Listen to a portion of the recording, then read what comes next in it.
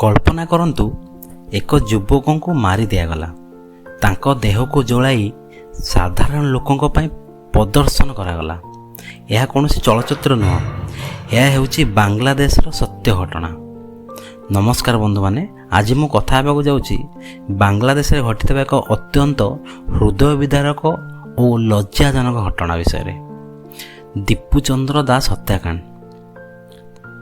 ଦୀପୁଚନ୍ଦ୍ର ଦାସ, ଯାହାର ବୟସ ମାତ୍ର 27 ବର୍ଷ, ସେ ଏକ ହିନ୍ଦୁ ଯୁବକ। ବାଂଲାଦେଶରେ ମୟମସିଂହ ଜିଲ୍ଲାର ଭାଲୁକା ଅଞ୍ଚଳରେ ପିଓନିର ନାଇଟୱେର ଗାର୍ମେଣ୍ଟ ଫ୍ୟାକ୍ଟ୍ରିରେ କାମ କରୁଥିଲେ। 18 ଡିସେମ୍ବର 2025 ତାରିଖ ରାତିରେ ତାଙ୍କ ଉପରେ ଧର୍ମନିନ୍ଦା ଅଭିଯୋଗ ଲଗାଗଲା। ତାହାର କୌଣସି ପ୍ରମାଣ ଆଜି ପର୍ଯ୍ୟନ୍ତ ମିଳିନାହିଁ।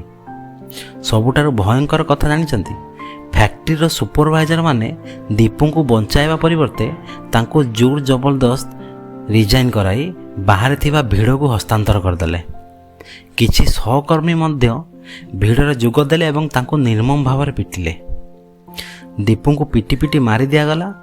ପରେ ତାଙ୍କ ମୃତଦେହକୁ ଢାକା ମୀମାଂସିଂ ହାଇୱେ ଉପରେ ନେଇ ଗୋଟିଏ ଗଛରେ ଝୁଲାଇ ତାକୁ ଜାଳି ଦିଆଗଲା। ଦୀପୁଙ୍କ ବାପା ରବିଲାଲ ଦାସ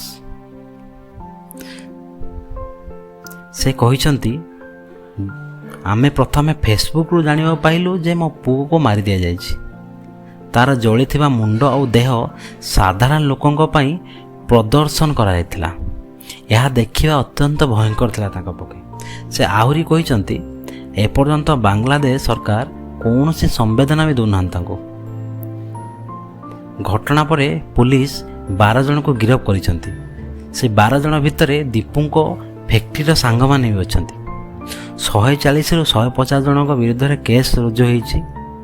ଆଉ ବାଂଲାଦେଶ ପୁଲିସ କହିଛି, ଧର୍ମନିନ୍ଦା ଅଭିଯୋଗ ସମ୍ପୂର୍ଣ୍ଣ ଅସ୍ପଷ୍ଟ।